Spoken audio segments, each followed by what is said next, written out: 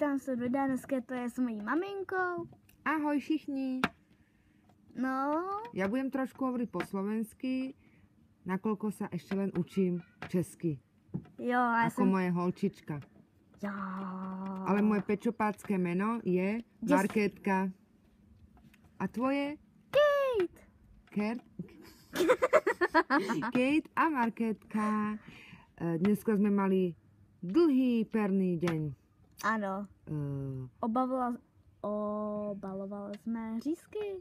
No, pripravovali polévku, obalovali řízky. Kate mi veľmi pomáhala, bola moc šikovná, mám z nej velikánskou radosť. A povedz, aké to je ťažké, to obalovanie. Čo si všechno musela robiť? Já jsem to válila v molce a dala jsem to potom do toho A pamätáš si v akej? Vladký. V hladký molce, správne. A ty jsi to mami obalovala? Ja som to obalovala v strúhánke a vo vajíčku. A boli moc dobré, však, Kate? Jo. Jo. A potom sme robili ešte polévku. Hoviedzi. Jo. To je vynikajúca, práve sme skúšali a moc nám chutná. To jo. No a potom sme boli s našim pejskom na veterine, nakoľko mala horúčku. A moc mi je to ľúto, moc. Ale ona sa uzdraví. Ona má plno sily, aby sa uzdravila. To jo, ona je navíc nejrychlejší asi z nás, kdyby já běžela. To je rychlejší. Ale už je dali 3 injekcie, takže všechno bude v porádku. A my sa môžeme tešiť, jupi, skákať, jupi. Jo. A ešte máme jedného pejska. Ten sa menuje Hula Hula. A ten Hula Hula furt len skáka, hop a hop, hop a hop. Hop a hop a hop a hop. Hula Hula, kde si? Hula Hula, kde si? My ťa čekáme. My ťa čekáme, Hula. Kde si? Tu jsem. Nikdo ma nevidí, ja som moc malej. Už.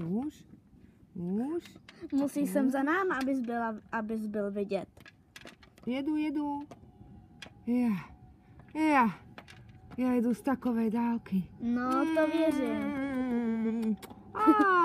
Prestaň ty malý. Nech Markétku. To se nezaslouží. No, ja vám dneska řeknu, to bolo strašné. Venčím sa a zrazu čo nevidím? Predo mňou veľký míč. Ježiši, moje ségra v předešlém videu po mě hodila míček. No, míček. No a ja si s tým míčkem hral. Cože? A skákal som a robil som a hop. No to, bylo to náročný, ale ja som moc mladý pejsek, takže ja to zvládam. Hurá! A čo mi vy poviete? A dáte mi trošku z toho mäska, čo ste dneska robili? Jasně, je to v kuchyni, vem si jenom. Co máme?